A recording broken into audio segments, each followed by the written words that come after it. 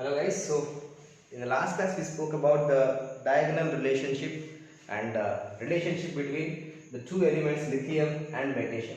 Let's continue the discussion further. We have one more pair that has to be compared, that is relationship between the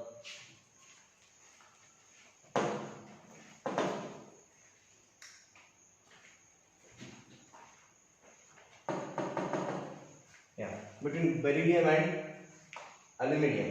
So points remains the same. I said already why they are behaving the same, because of the vacant, that is not vacant, the similar electronegativity, similar electropositivity, size and the other factor. So put together beryllium and aluminium are similar in what cases? Number one, they do not produce color to the Bunsen burner. So you know the Bunsen burner, when we take the Bunsen burner and heat the substance, they do not give any color, whereas other substances like of the same group like magnesium and calcium and strontium, they give colors, okay, whereas beryllium and aluminium do not. Then they both are comparatively stable in air.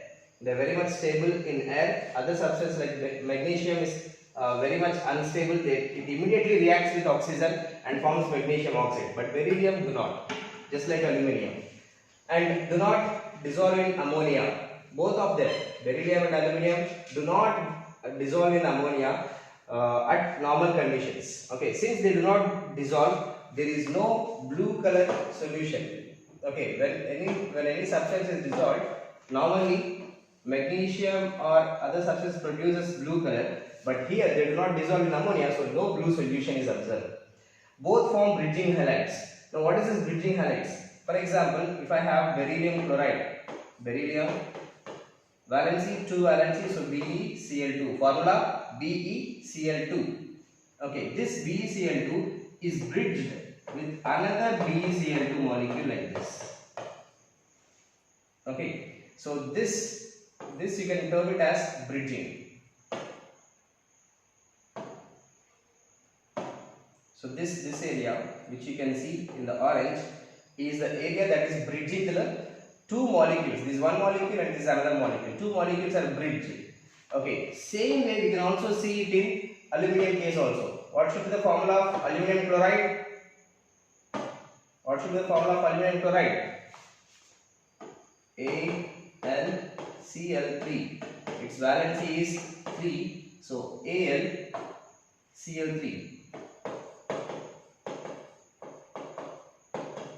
So this is one molecule of AlCl3, another molecule of AlCl3. This AlCl3 is bridged with another molecule like this. Okay, so here you have the comparison that they both look alike, they both are resembling each other. Halides of beryllium, halides of aluminium, they are bridging. So on a whole, relation between beryllium and aluminium is these points. Okay, just take a screenshot, pause the video, note down these things, and or else you take the screenshot and then you can write the notes on your own. Okay. Alright, so next topic. So I hope you have done this. Let's go to the next one. Our next topic is about effective nuclear charge. Okay, now what is this effective nuclear charge? By definition, it's very simple. It is defined as the amount of nuclear charge that is effectively attracting the electrons in the various subshells. It is represented by Z effective or Z star. Okay, what is this? Let's understand. Suppose, let me use two systems. Uni-electronic system and multi-electronic system.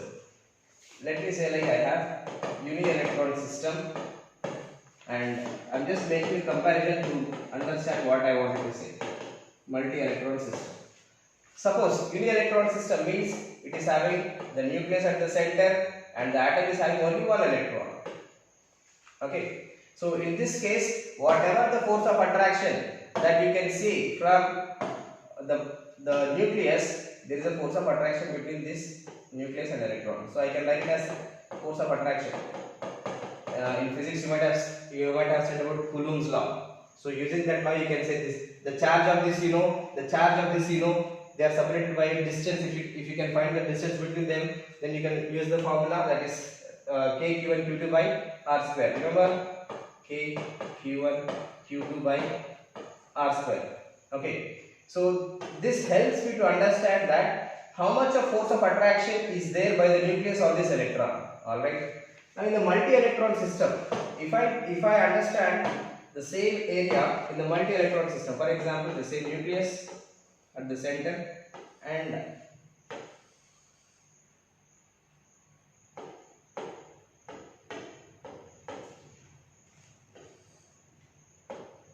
okay. So this is what multi-electron system.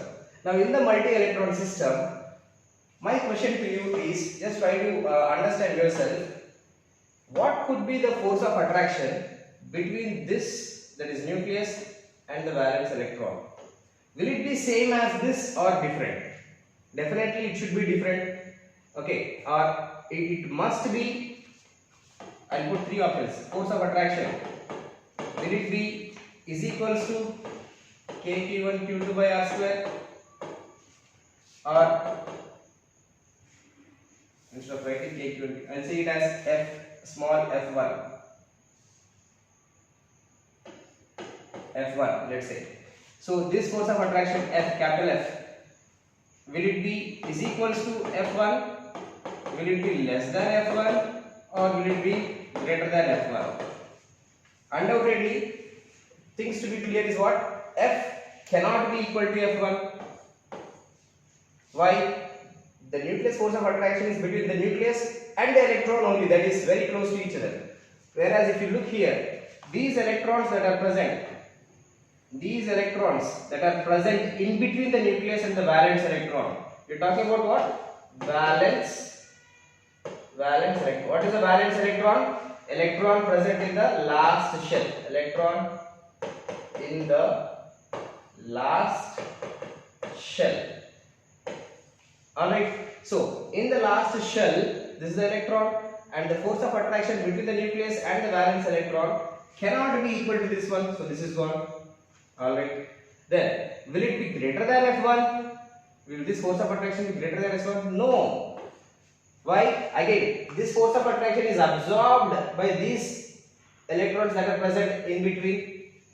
Okay, these electrons also will experience some force of attraction by this nucleus. So that means what? This cannot be greater than F1. And lastly, what should be the thing? That is, we can see that the force of attraction should be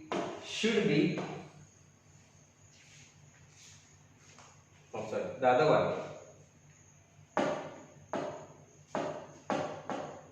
So it should be less than F1. Okay. Now, what is the point I wanted to convey? I wanted to convey this point.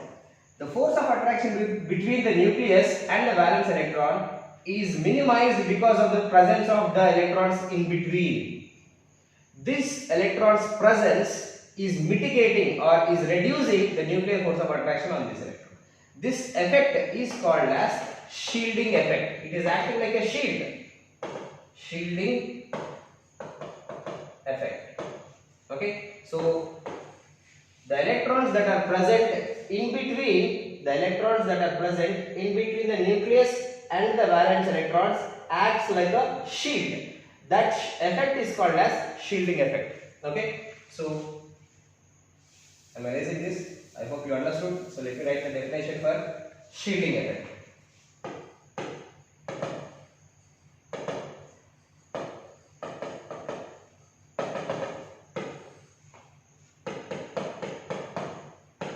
It is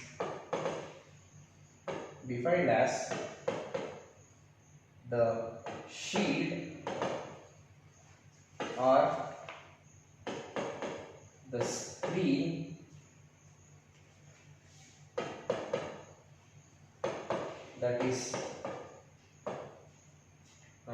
that is due to the inner electrons between nucleus and valence electron. Okay, so it is defined as the shield or the screen that is due to the inner electrons between the nucleus and valence electrons. That effect is called as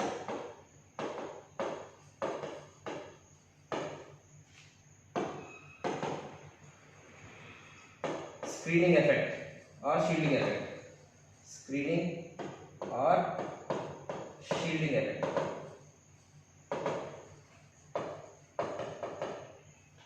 Okay, so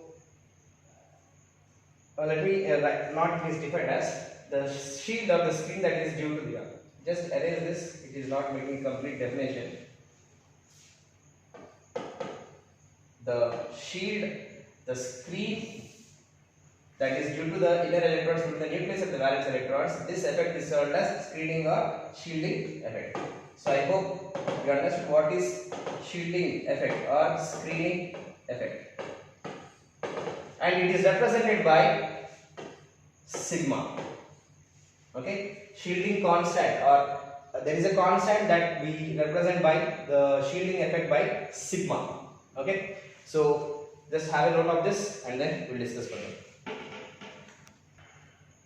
Okay, so now I hope you understood. So roughly recapitulating again one last term, nucleus and the valence electron, they don't exhibit the exact force of attraction because the inner electrons shields the force of attraction. It is acting like a shield for this force of attraction. This effect is called as shielding effect.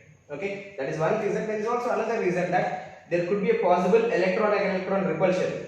Electron repulsion. So between this electron and this electron there could be a possible very minute repulsive forces. Because of that also the shielding effect can also arise. On a whole, if the shielding effect is there, what is the use of this shielding effect? And to understand that, again, so let's talk about the shielding effect in detail. We know that how to calculate. So there is a rule, that is Slater's rule, to identify the effective nuclear charge. Okay, and by the way, I was talking about effective nuclear charge. So Z effective, the effective nuclear charge, it is defined as the amount of nuclear charge that is effectively attracting the electrons in the various subshells. Considering the shielding effect, what would be the net effective nuclear charge on the electrons? That is termed as effective nuclear charge. It is represented by Z effective or Z star. Z star or Z effective is equals to Z minus sigma, where Z stands for atomic number and sigma stands for screening constant or shielding constant. Screening or shielding constant. Okay, so just make a note of this. We'll understand the Slater's rule now. Alright, so what is this Slater's rule and how to identify this? Now the point is all confined to where? Z. To identify Z effective nuclear charge, atomic number we know. For any given species, atomic number is fixed. Now we need to identify the sigma. And how to identify the sigma? To identify the sigma, there is a scientist who has given a rule that is called as Slater's rule. Now what does this Slater's rule say and how to identify? It's very simple. See, suppose I have,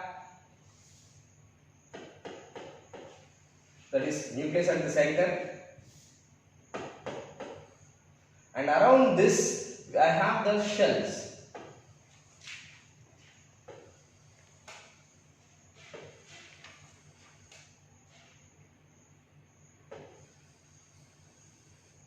Okay, so in the atomic structure, whether you have studied or not, I am just recapitulating the important point that I need here. Okay, we know that atomic structure, end point of atomic structure is this. In the atom, okay, like let me take the analogy. You have seen your school. The school is made up of many rooms. Okay, within the rooms, you can say that you take one particular room. The room is made up of walls. Yes or no? And within the wall, you take one particular wall. What it is made up of? Brick. Are you understanding? So in other words, what I wanted to say is like this. If I zoom in from outside to inside, if I zoom in, the school has many rooms. If I zoom into the rooms, each room will have 4 walls. If I zoom into the walls, there is again, each wall has bricks. So what is the analogy? Analogy refers to the same thing. If I want to understand the atom like this, shells, atom consists of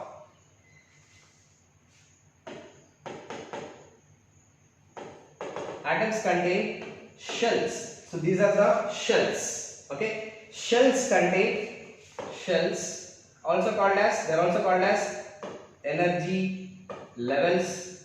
They are also called as orbits. All the three mean the same. Okay, shells, energy levels, and orbits are same. Now the shells contain subshells. They contain what? Subshells. Okay, shells contain subshells.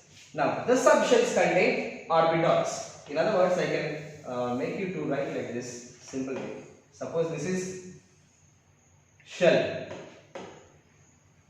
Shell contains subshell. Subshell contains orbital. Orbital contains the electrons. Okay. So on a whole, you can, in mathematics you might have studied like subsets, right? So shell is a superset, or the subshell is a subset, like that. Okay. So to make understanding of that here, these are the shells: K shell, L shell, M shell, N shell. They are also called as first energy level, second energy level, third and fourth energy levels. They are also called as first orbit, second orbit, third and fourth orbits. Okay. Shells contain subshells. So how do I represent the subshells? Is for simplicity like this. K, first shell will have only one subshell, that is S. Second will have S as well as P. To differentiate the P, I am writing a box, rectangular box. So this is my S. Shell is K, subshell, and in the subshell, second will have S and P. So this I will term it as S and P. And the third one should have how many subshells? Should have how many subshells? S and then P, and apart from B, I will also have D subshell also. So which is, let me represent by green. D, for simplicity again, bigger rectangle. Okay. So like this I have S, SP, SPD, and fourth one will have SPDF. Alright. So now each subshell, as said already, that shells contain subshells. Shell is containing subshell S, P, D, and F.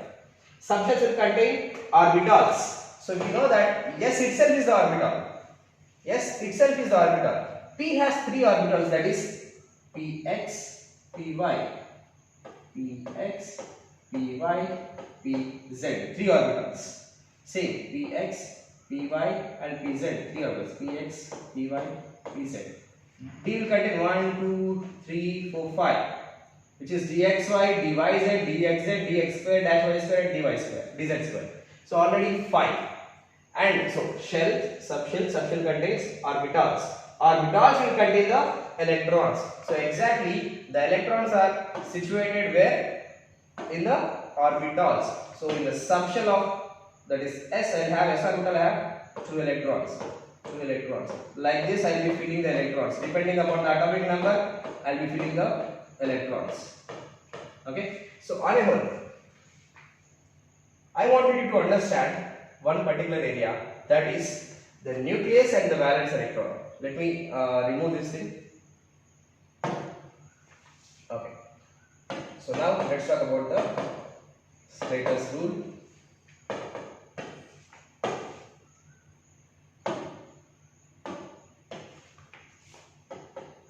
So nucleus at the center, first, second, third, and fourth. Okay. So this is my nth shell, n minus 1 shell, n minus 2, and n minus 3, and so on. Okay. So to identify the Slater's rule, try to understand. First, we will write the electronic configuration in the order like this. Step 1, or you group the configurations like this: 1s, 2s, 2p, 3s, 3p, 3d, then 4s, 4p, 4d, 4f. Okay, I hope you are able to understand how am I grouping. 1s, 2s, 2p one group, 3s, 3p one group, 3d one group, 4s, 4p, 4d, 4f. Okay, why I am grouping like that? To write the status rule like this. There is a experimentally given data. So if the electrons are present in the nth shell, if it is belonging to S and P, if it is belonging to S and P subshell, then the valence electrons will be, that is experiencing 0.35. Remember this factor, 0.35. 0.35 units, and the before one, n minus 1 will have 0.85, and for the next layers we will have 1 and 1, going on and on. Okay, 1 unit, 1 unit, 1 unit. So remember this factor 0.35, 0.85, 1 and 1 for the electrons of S and P. Okay, for the electrons of D and F, we have the factors like this. The first one, as it is 0.35 units factors, and for the rest all it is 1, 1, 1. Okay, so do remember this. If the shielding effect is done by S and P electrons, then it is by nth shell, means 0.35 factor. If it is by inner shell, that is n minus 1, 0.85. For the rest all 1, 1, 1. For this G and F, only 1, 0.3. Rest all 1, 1, 1. Okay, let me give you an example of what I wanted to say. Suppose I wanted to find the Z effective for, let's say, beryllium, okay, or boron with 5 electrons. No? So boron. What is the electronic configuration? First write the electronic configuration. 1s2, 2s2, and 2p1. So which electron will face the that is attractive force or bridge screening, which is facing the bridging 2p1 electron. This electron will face the shield by these electrons. This electron will experience shielding effect by these electrons. Now we are trying to find what is the shield that these electrons are forming. Okay, so by using the Slater's rule. So we know that 2p1, so we will not consider this. So how many electrons are there in the nth shell? What is the nth shell first of all? Second shell, first, second. So second shell. In the second shell, how many electrons are there?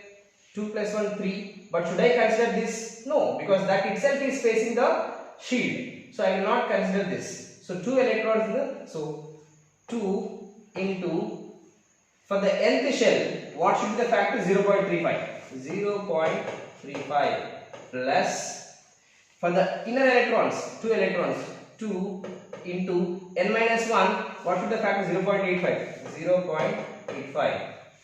So sum it up, it is coming out to be how much? 5 to 10, so 3 to 7 plus, yes or no? 0.35 point, and this is coming out to be 1. Okay, so totally, pause. So it is coming out to be as 1.7. 1.7. So this is the shielding effect that we are finding out to be as sigma. Okay. Now by the Slater's rule, Z effective is equals to Z minus sigma. Z is how much for boron? 5. And what is sigma? 1.7.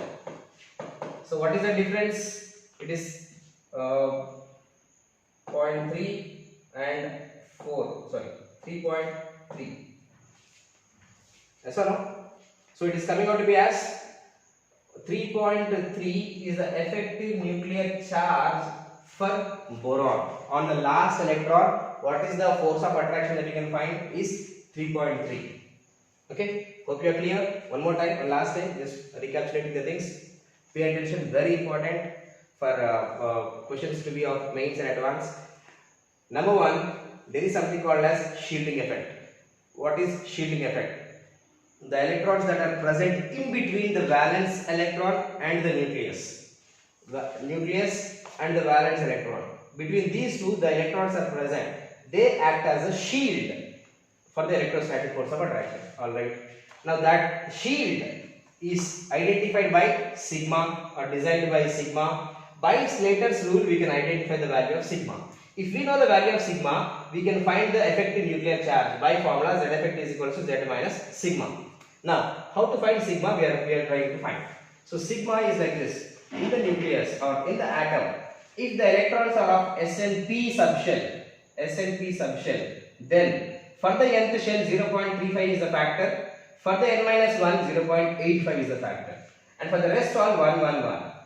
For the D and F, the outer shell, that is nth shell 0.35. For the rest all 1, 1, 1.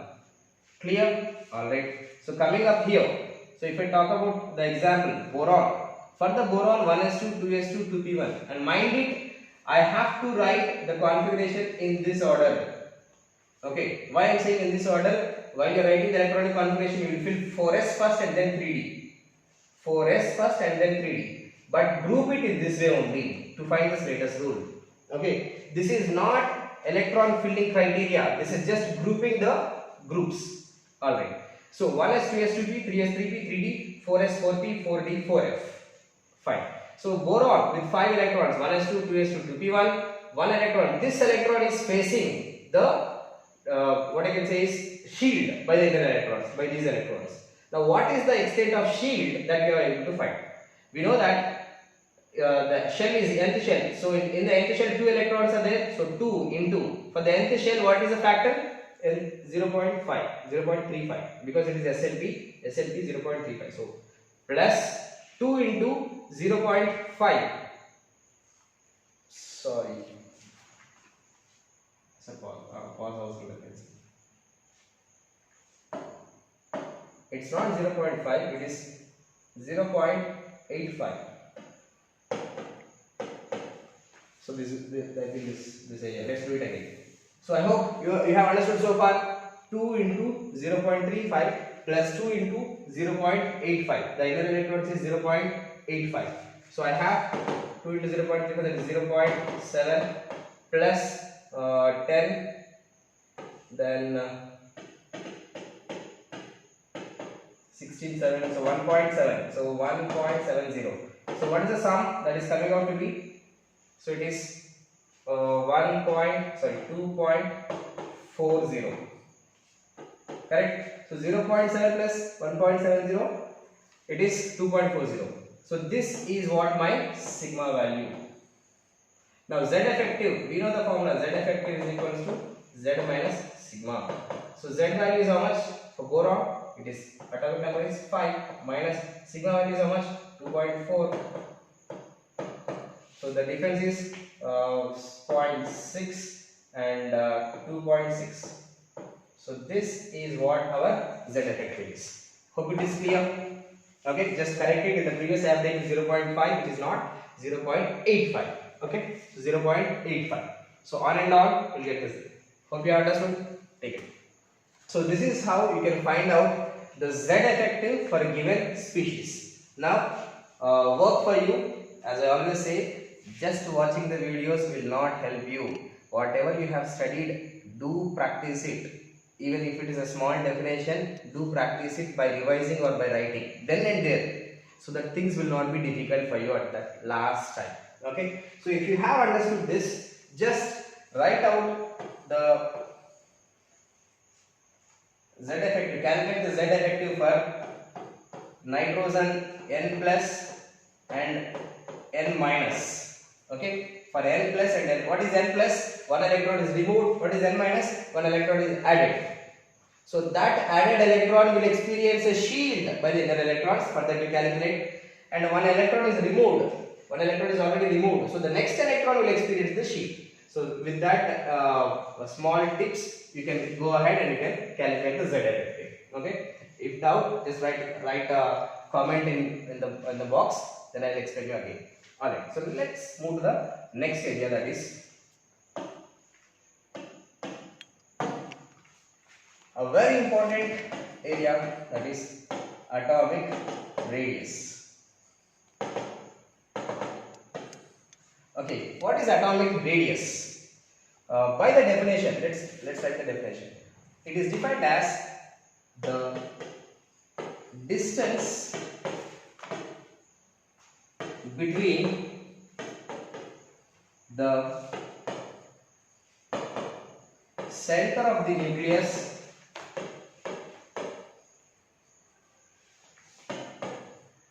to the outermost electron.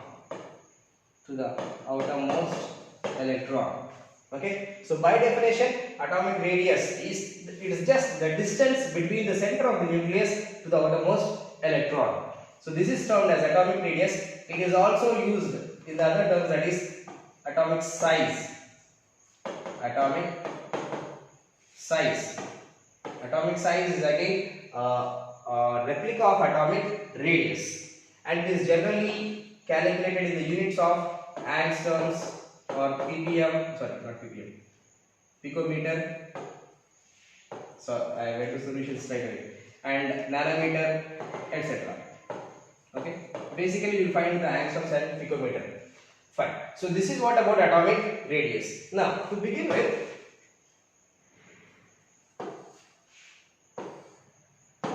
suppose you consider any atom, let's say for example boron. Okay, so if I consider boron,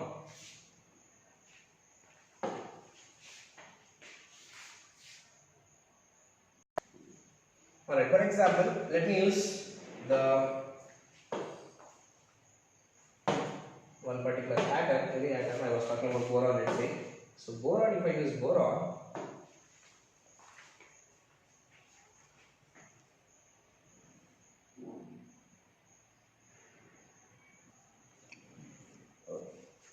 so if I use boron, this is wrestling with me, in fact.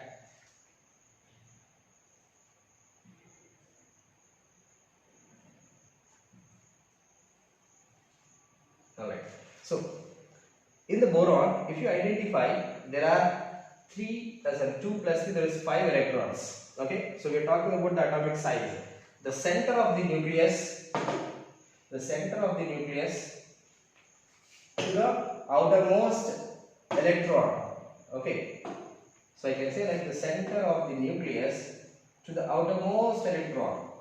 So let's say the third electron that is present there. So between these two, the distance is termed as atomic radius or atomic size. Atomic size also being the same. Normally the size of the atom is, we generally consider this one. Size of the atom should be total, but it gives an information that size is this much. Okay, fine. Now the important question is this. So now the point or the question that really disturbs is this. Between 2 points, I can find the distance. Between 2 lines, I can find the distance. If you remember the atomic structure chapter, what we have studied is this. The definition of an electron. An electron is a wave. By the way, you tell me, you just assess, is electron just a particle or a wave or both? It is both. Okay. So in the modern terminology, we generally consider that electron is a wave. So between the center of the nucleus is a point, and I am talking about distance between a wave. Electron is nothing but a wave. So this wave, the electron wave, how can I find the distance? And moreover, this wave that is not situated at one place, it is moving randomly. Okay, in the S, P, D and F, around the nucleus it is moving randomly. So between 2 points I can find, between 2 lines I can find, but between a point and a wave I cannot find the distance. So what should be done? How can I find the atomic radius then? So with this question, we'll stop our class today, and in the next class, how to find the alternative ways. Okay, so how to identify an alternative ways. alternative way to find the atomic radius. Okay, so with this we'll stop. In the next class we'll identify how to find the atomic radius. Okay, so do take the notes, pause the video, not this one, there is nothing here. Pause the video and do take the notes in the previous slides. Okay, alright.